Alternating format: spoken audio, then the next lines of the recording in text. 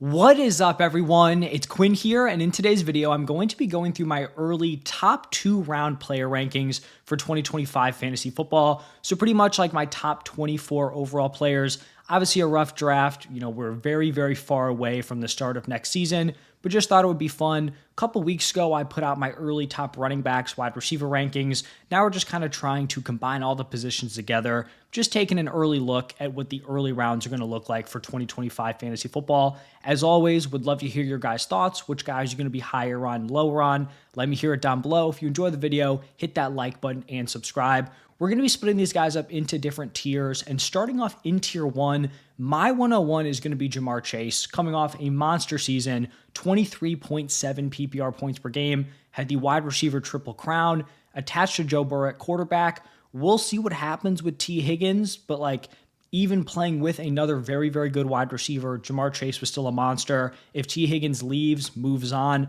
he's just going to get peppered with even more volume. And then you look at the defense. I think this Bengals offense definitely benefited from trailing in a lot of games. There was a lot of passing volume, but I don't think you take a bottom tier defense and completely flip them around, from one year to the next. So they're probably still going to be average to below average. And so Ja'Marr Chase, I still think he's going to be a monster. He is my 101. Then my other tier 1 player is going to be a running back, and it is Saquon Barkley. He was the running back 1 in points per game at 22.2, rushed for over 2,000 yards on 5.8 yards per carry. And what's so impressive about this season is that his touchdown numbers could have been so much larger. You had Jalen Hurts score 11 touchdowns inside the 5. Obviously, a lot of that is the tush push. Saquon inside the 5 only had 4 touchdowns, so he still scored touchdowns at a pretty high rate. It's just that he was ripping them on big gainers. If he can somehow work into some of those goal line looks, not banking on it right, but if he can, he has 24, 25 plus point per game upside. Say Jalen Hurts has some sort of ankle injury, nagging hamstring injury, and they don't want to have him tush pushing, Saquon's upside is crazy, crazy high if that's the case. Now moving into tier 2, we're going to start off with a running back here. My RB2, it is Bijan Robinson. In 2024, he was the RB3 at 20.1 points per game. He was top 5 for running backs in carries, targets, rush yards, receiving yards, receptions, and target share. So very well-rounded. And then also someone who kind of peaked later on in the season, started off a little bit slow. First 5 games, 13.5 points per game. Last 12, 22.8. And then the 3 games he played with Michael Penix, he averaged 26.8 points per game. A lot of that was carried by scoring 6 touchdowns, but still a good sign to see that the quarterback he's playing with moving forward, he was getting into the end zone, he was having big performances. So I think Bijan's definitely going to be an early round 1 pick. Then right behind Bijan, I have Puka Nacua. I've kind of already accepted I'm going to be higher on Puka than consensus. When you break down his 2024 season, he played in 11 games, but he only played in 9 full games. So week 1, he left early on with an injury. Then week 9, he was ejected before halftime. So in his 9 full games, he averaged 21.8 points per game. He led all wide receivers or everyone in the NFL in yards per route run, and he did not hit in the touchdown department. 4 total touchdowns in 11 games. You look at this wide receiver room, Puka's just going to continue to ascend. Cooper Kupp kind of already falling out of favor in this offense. Puka is their locked-in wide receiver 1 moving forward. He's already proven, right? In these full games, he was nearly a 22-point-per-game guy without hitting big in the touchdown department. I do think he can be up there 23, 24 points per game in a boom season, and I'd be willing to draft him as early as the 104. Then right behind Puka, someone who I could definitely see an argument being higher, it is Jahmyr Gibbs here, also in tier 2. He was the running back 2 in points per game at 21.3, and we really saw once David Montgomery went down with injury, Jahmyr Gibbs was an absolute monster. 25.4, 26.3, 46 PPR points in the 3 games without David Montgomery. I do just think that as long as Montgomery is there, which they extended him, so he will be, if Montgomery is healthy, Gibbs' nuclear upside is always going to be capped. I still think he can get to 20 points per game, even if Monty misses 0 time. But when we're trying to get that 22, 23, 24 PPR points per game, I just don't think that's attainable without a Montgomery injury. But that kind of handcuff upside is built in where if Monty does go down, Jahmyr Gibbs is just going to be an absolute monster. If I was drafting Jahmyr Gibbs and Montgomery was not on the Lions, he probably would be my running back one heading into next year. Like, that's how legit I think he is in this Lions offense. Also in tier two, a couple more wide receivers. My 106 is going to be CeeDee Lamb. Coming off a down season, you drafted him as either, wide receiver one or wide receiver two. Averaged 17.6 points per game. So for a down season, it was still pretty solid, but nowhere near the 23.7 points per game we saw in 2023. I just think he's a strong bounce back candidate. Dak should be back. He's already flashed that upside of 23 plus points per game. I think CeeDee Lamb is a nice mid-round one pick. And then also in tier two, I have Justin Jefferson. Probably going to be slightly lower on Jefferson than consensus. Obviously not a player issue, more of just a situation. Averaged 18.7 points per game this year. Darnold, in terms of his passing volume, the yardage, the touchdowns, like there was a lot out there for the wide receiver position, helped Justin Jefferson have a solid fantasy season. You have JJ McCarthy likely taking over. Is he going to come in and replicate the same passing volume numbers that Sam Darnold had? If he did, I think that's a win for Jefferson. But when we're talking about that nuclear upside, trying to compare him to a Jamar Chase, even a Puka Nacua, in my opinion, for fantasy, I just don't know if that's there. Obviously, talent-wise, he's a locked-in top two wide receiver at worst, but I just don't know what the peak upside is with a rookie, I guess, second-year guy, but JJ McCarthy getting his first real opportunities. How is he going to look in this Vikings offense? Now, moving into tier three, going to start off with Devon Achane. Just a very interesting player, very interesting year one to year two transition. So he was someone who relied a ton on efficiency as a rookie, averaged 7.8 yards per carry, which, obviously insane, not sustainable, but it's not like he went from 7.8 yards per carry to 5.5, 6. He dropped all the way to 4.5, which isn't terrible, but not what you'd be hoping for out of a guy like Devon Achane. But he picked it up in the receiving department. 87 targets, 78 receptions for 592 receiving yards. In 11 games with Tua, he was actually the running back one in points per game at 22.6 PPR points per game. So when Tua was healthy, Devon Achane was a monster. The issue is that he was borderline unplayable when Tua was not healthy. And you look at this quarterback situation here, Tua hasn't exactly been the picture of health. You're always going to have the concussion concerns. And so it's this risk reward of, when he's out there, he has RB1 overall upside. But if you're drafting someone in the mid to late first round, you kind of want them to be quarterback proof. I'd expect the Dolphins to look to upgrade the offensive line this offseason. We'll see what they do at the running back position. I don't think Achane is completely safe from competition. I imagine they want to have another complimentary running back, but I think Achane's going to be at his best when he's super involved as a pass catcher, not dominating the carries, but getting 10 to 12 carries a game, 5-6 targets, and then you're just banking on the big play upside, the touchdowns. I think he's going to have some Alvin Kamara-esque seasons in him. So a player that I will continue to kind of bank on, even though he's not your prototypical workhorse fantasy running back. After Achane, going to go with Nico Collins as my 109. Back-to-back seasons with 17.4 and 17.6 points per game. I do think he has 20-plus point per game upside with an offensive bounce back, a CJ Stroud bounce back. Stroud had a rough season. The offensive line was terrible. I think he played really well in the playoffs.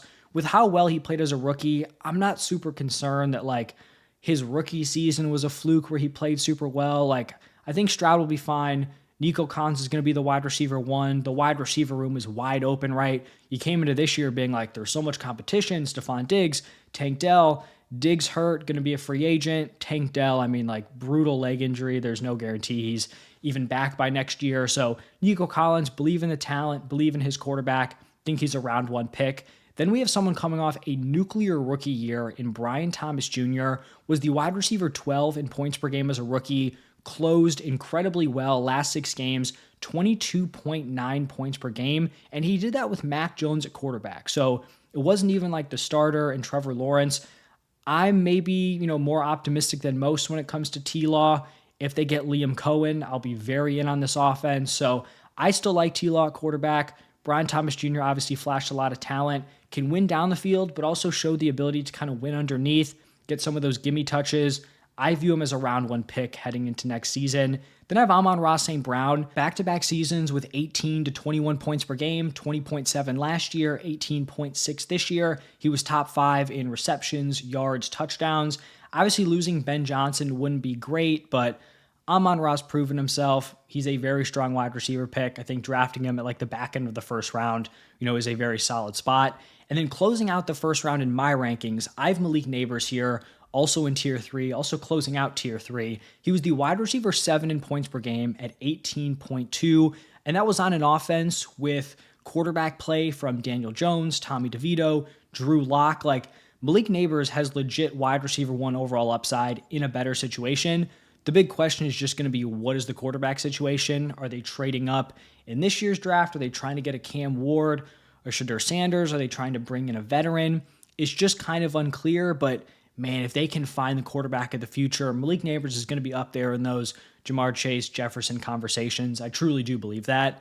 Now, moving into the next tier, tier 4, my 201 right now is going to be Brock Bowers. He was the tight end 3 in points per game as a rookie, which by itself is very impressive. He was first in targets, receptions, receiving yards, yak, air yards, deep targets, and he did it in like a pretty brutal overall situation. I'm kind of bummed that I wasn't more in on him because as a player, as a prospect, I was super high on him.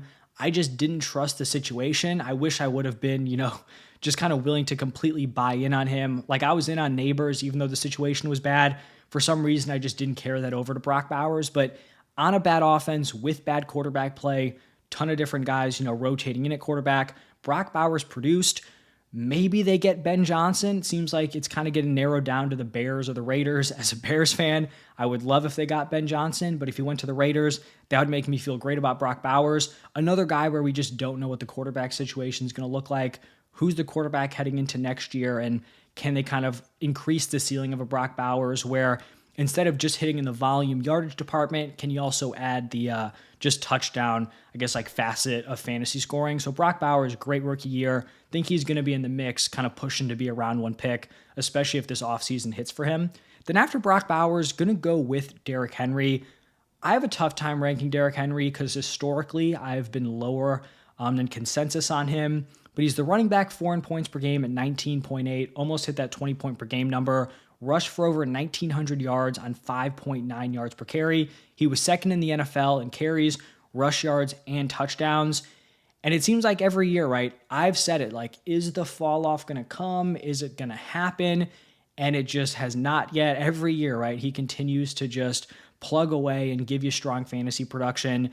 I have a feeling that I'm probably not going to be willing to draft him here if push comes to shove. Like, I feel like I might get lower on him, but I definitely couldn't fault anyone for drafting him here at like the 1-2 turn area. And honestly, in home leagues, like, he might be like a mid first round pick where he's just completely out of reach for me. But you just have to weigh the risk of like, is this the year where he falls off, or is he just going to, keep it pushing with this great rushing production?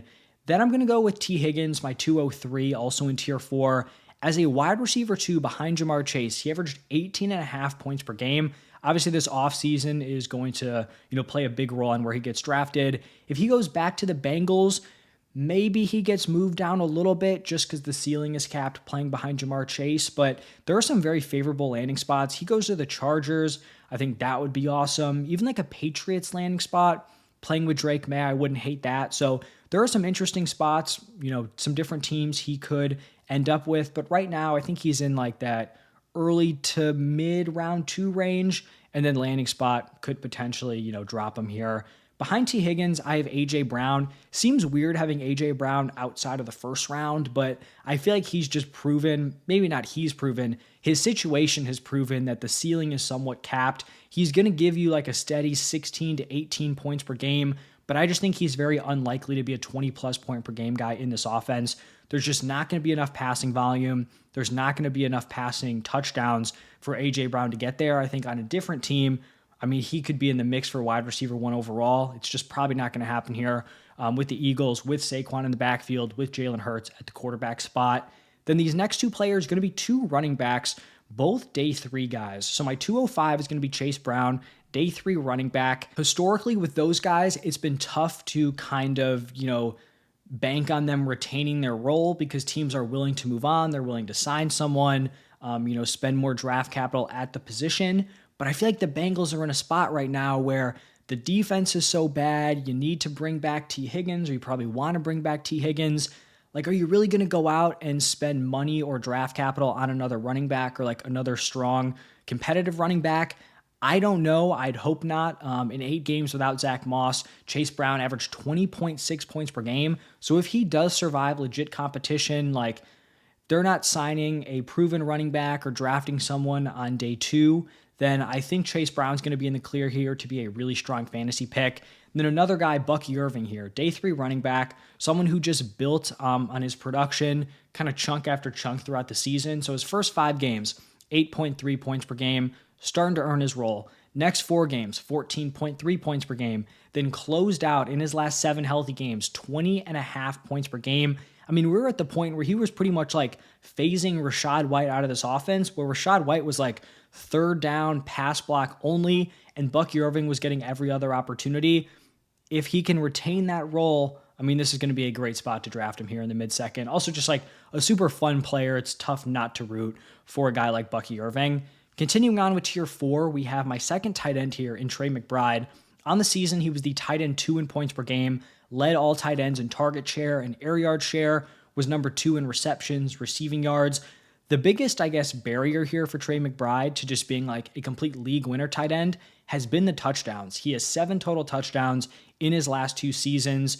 Even dating back to his college days, though, like it's easy to just say, oh, that'll come together, the touchdowns will come.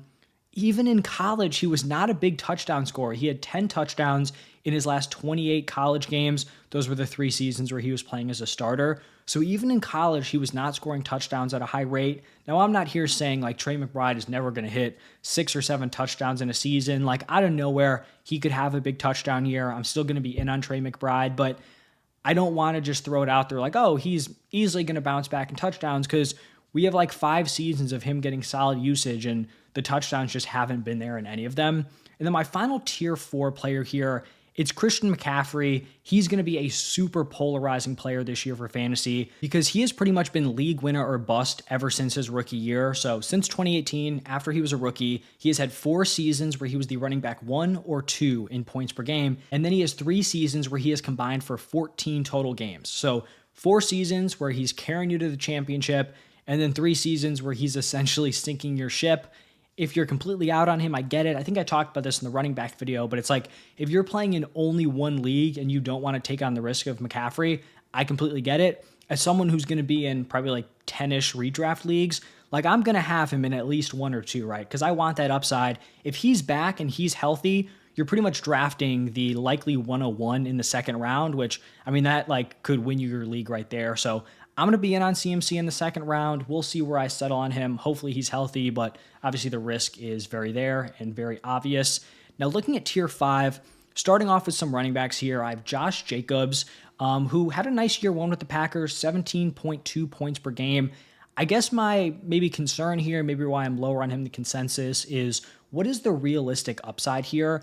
Even in a spot where like he should have had no legit competition, right? Like Marshawn Lloyd coming into the year was just banged up the entire season. A.J. Dillon was out for the season before it started, so he had very limited competition. He was still held to a 69% opportunity share. So Matt LaFleur, we know he likes to use the committee. We saw that this year.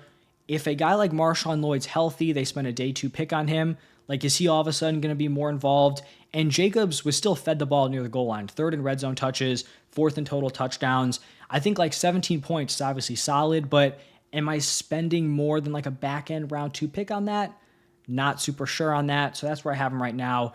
Then I have Breece Hall. Definitely a bust this season, was the running back 17 in points per game. This is kind of just me being a believer in the player. We saw in 2023, once he was cleared for a full workload, coming off a torn ACL, he averaged 20 points per game in his 13 healthy appearances, and that was with Zach Wilson at quarterback, just horrible quarterback play, and Breece Hall was still a nice option. So obviously there's a lot we have to see this offseason. What are they going to do with the quarterback position? Like, what is the direction of this team? But I'm still going to be in on Breece Hall. If I'm getting him 2-3 turn area, I think that's fair. Then my 211 is going to be Jonathan Taylor. He actually finished the season as the running back 7 in points per game. It's kind of deceiving because pretty much the entire year he was viewed as a disappointment. Then the last 3 games, he goes 39.8, 27.6, and then 25 PPR points. I think my concern is just what is the ceiling of this offense? If you're rolling with Richardson again, he's going to be vulturing near the goal line. JT's never been a big pass catcher. You're just banking on him having a monster rushing season, which he definitely could have, but just that rushing production probably isn't going to carry you to one of those nuclear ceilings, because it's not like this is him playing on the Eagles like Saquon, right? Like Colts, very different situation here. And then the last guy I have, I'm going to have some honorable mentions also. I have Lamar Jackson at my 212. Like I said, with the honorable mentions, these could be a few different guys here, but I do think he should be viewed as the quarterback 1 at this point for fantasy, unless the Bills go out and really upgrade Josh Allen's weapons, which is possible, but Lamar was the clear wide receiver 1 or quarterback 1 at 25.3 points per game. He was actually 3 points per game better than the quarterback 2, which was Josh Allen. So if he's giving you that type of positional edge, I don't think it's crazy to draft him in the 2-3 turn area. And who knows, maybe Lamar's weapons could get upgraded. Still didn't have the strongest wide receiver room, but we saw him and Derrick Henry there. They were dominant together. And then my honorable mentions, just going to run through these guys quickly. First, we have Drake London. Took a big year 3 leap, 16.5 PPR points per game. 3 games with Michael Penix, he went 5 for 59, 7 for 106, 10 for 187, and 2 touchdowns. That was fun to see. Then I have Chuba Hubbard. In his last 12 games, averaged 17.6 points per game, had a 78% opportunity share. Jonathan Brooks probably going to be out for the entire next season with that second torn ACL on the same knee. The Panthers head coach Dave Canales loves to use a workhorse. We saw it with Rachaad White. I think Chuba's going to get the bulk of the opportunities here on an offense that could be improved heading into 2025 or in 2025. Then I have Kyron Williams, was the running back 10 this year, averaging 17 points per game. He was 3rd in opportunity share. The big question is just going to be, is he going to hold on to this usage? So 3rd in opportunity share is great, but if you're only getting to RB10 with that type of usage, if you have someone like a Blake Corum heading into year 2, cutting into your workload, like what are you really given? Are you given much of a positional edge? Probably not. Then a couple of wide receivers. Ladd McConkey in his last 7 games averaged 18.7 points per game. In his playoff game, went 9 for 197 and a touchdown. And that was, a season where the Chargers were playing pretty passive. The weapons were terrible outside of Ladd. They had the 5th fewest pass attempts per game. I think they're going to add to the weapons room, but I also think they're going to let Justin Herbert go out and sling it. And then the final wide receiver here, JSN, in his last 9 games, averaged 18.2 points per game. So those are my honorable mentions, guys that I think could kind of slide in.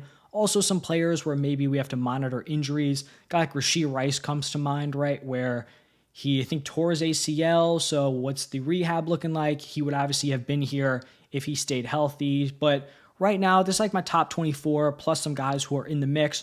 Would love to hear your thoughts. Who should be higher? Who should be lower? Who didn't I mention that should be in contention here? Let me hear it. But thank you all for stopping by, and I'll see you in the next one.